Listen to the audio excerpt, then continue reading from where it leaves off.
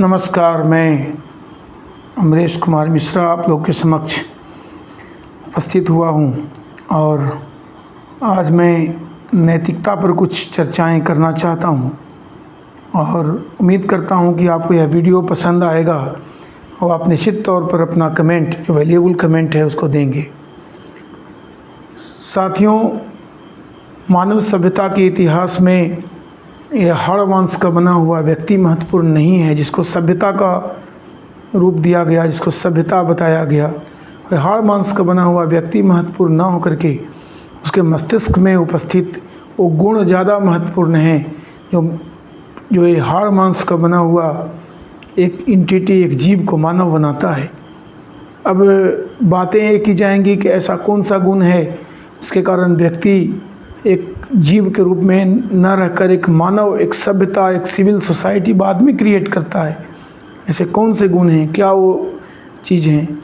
तो साथियों, मैं सभी धर्मों से रेफरेंस ड्रॉ करूँगा और रेफरेंस ड्रॉ करने में मैं आपको यह समझाने का प्रयास करूँगा कि सभी धर्म किस प्रकार से एक समान बातों की चर्चा करते हैं। अब हम जिस धर्म से हमारा संबंध है, जिसे मैं संबद्ध हूँ, उसकी चर्चा करते हैं। तो भगवान श्री कृष्ण ने जो भागवत गीता है उसमें स्पष्ट रूप से कहा है कि अभिजात मतलब जो अच्छे लोग हैं वो कौन हैं, हु आर अभिजात। तो स्पष्ट रूप से व्याख्या करते हुए नीतिज्ञ, भारत के सबसे महान दार्शनिक श्री कृष्ण ने कहा है, अभयम सत्व संशुद्धिर ज्ञान योग व्यवस्थिति दानः दमश्च यज्ञाश्च स्वाध्यायस्तप आर्जवम् अहिंसा सत्यम क्रोधस्त्यागो शांतिरेव पैसुनम दया भूते सुलोलुप्तम मार्दव हिरचापलम तेजो क्षमा धृति शौचो द्रोहो नातिमानिता भवंतिम संपदम देवीम अभिजातस्य भारत। इसका अर्थ है अभयम फियरलेसनेस, डर समाप्त होना, अभयम सत्व प्यूरिटी, संशुद्धिर रेक्टिफिकेशन, अभयम सत्व संशुद्धिर ज्ञान योग व्यवस्थिति, knowledge situated in constant consciousness. लगातार जागे रहना।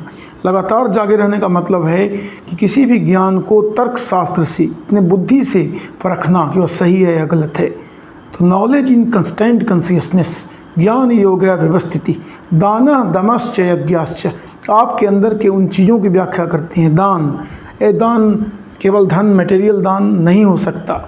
दान का मतलब है ज्ञान का दान, दान का मतलब त्याग भी है।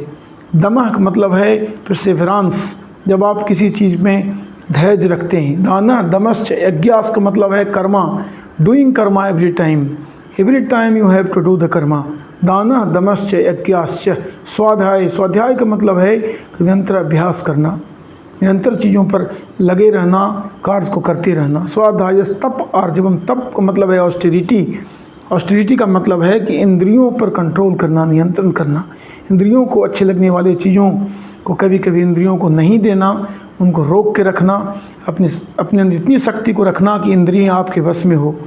तो दानस दमश्च यज्ञाश्च स्वाध्याय तप आर्जवम, अहिंसा, अहिंसा नॉन वायोलेंस, ये मनसा कर्मणा और वाचा, ये तीनों होने चाहिए। मन से, कर्म से और वचन से, तीनों की बात भगवान श्री कृष्ण ने किया है। तो अहिंसा, असत्यम, जो असत्य है, जो झूठ है, उसको नहीं कहना चाहिए, झूठ का प्रैक्टिस छोड़ना चाहिए।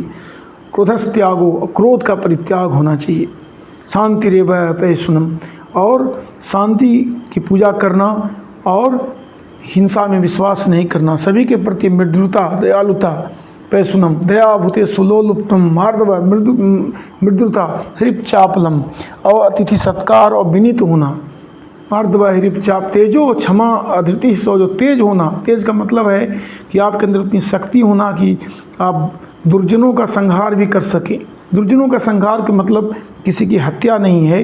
दुर्जनों का संहार का मतलब ये है कि आप में इतनी शक्ति होनी चाहिए कि आपके अंदर उठने वाले अवगुण आपके अंदर ही समाप्त हो जाएं, आपको प्रभावित ना कर सकें, और आप स्वयं को अपने आप को शक्तिमान समझें। तेजो क्षमा अधृति शौचो द्रोहो नातिमानिता, यही इन सारे गुणों को भगवान श्री कृष्ण ने अभिजात का लक्षण बताए। तो आप इसमें देखेंगे कि ये जो गुण हैं वो व्यक्ति के मस्तिष्क के अंदर मोरालिटी के बेसिक फाउंडिंग फादर्स हैं, उसके पिलर्स हैं, और इनके बिना कोई भी व्यक्ति एक जीव तो हो सकता लेकिन वो सभ्य नहीं हो सकता। कहने के लिए कोई स्वयं को सभ्य कहता हो, लेकिन इन गुणों की अगर व्याप्ति उसके अंदर नहीं हो तो सभ्य नहीं कहा जा सकता। अब हम भारत में ही दूसरे धर्म बुद्ध की बात करें, भगवान बुद्ध ने स्पष्ट रूप से अहिंसा की बात कही, दया की बात कही, जिसकी व्याख्या आप सम्राट अशोक के जो अभिलेख हैं उसमें उन्होंने धर्म की परिभाषा स्वयं, प्रश्न भी स्वयं पूछा और परिभाषा भी स्वयं दिया। सम्राट अशोक कहते हैं कियंचु धम्मे, जवाब देते हैं अपासिनवे बहु कथाने दया दाने सचे साचे अपव्ययता अपमांडता दास भक्त कम्ही संप्रति प्रति मित्र संस्तुति नाटिकाना गुरुना अपचिति। इट डज मीन कि आपको मित्रों के साथ संबंध, गुरुओं को सत्कार, अतिथि का सत्कार, अपासीनब कम से कम पाप को प्रश्रय देना, बहुत ज़्यादा संचय नहीं करना, बहुत ज़्यादा खर्च नहीं करना, बहु कल्याण करना, welfare to all. So if you want to see, you can see in Buddhism the kind of morality which Sanatan always fostered. तो बुद्ध ने उन्हीं बातों को कहा, उन्होंने स्पष्ट कहा कि ऐसा धम्मो सनातन, ये धम्म जो है वो सनातन का मतलब क्या होता है, एक कंटिन्यूटी, रीत और सत्य, जो वेदों ने स्पष्ट रूप से इसको रीत और सत्य के रूप में परिभाषित किया है। तो बुद्धिज्म में भी हम इन चीज़ों की व्याप्ति पाते हैं। फिर हम संसार के बड़े धर्म ईसाई में आते हैं। ईसाईयत में आप देखेंगे कि किस प्रकार से भगवान ईसा मसीह ने गरीबों के प्रति दयालुता दिखाते हुए स्पष्ट रूप से कहा था कि एक अमीर व्यक्ति के लिए स्वर्ग में प्रवेश करना कठिन है, परंतु एक गरीब जो क्लेश है और गरीबी का जो ताप है वो व्यक्ति को शुद्ध करता है। गरीबों का स्वर्ग में प्रवेश करना काफ़ी आसान है। साथ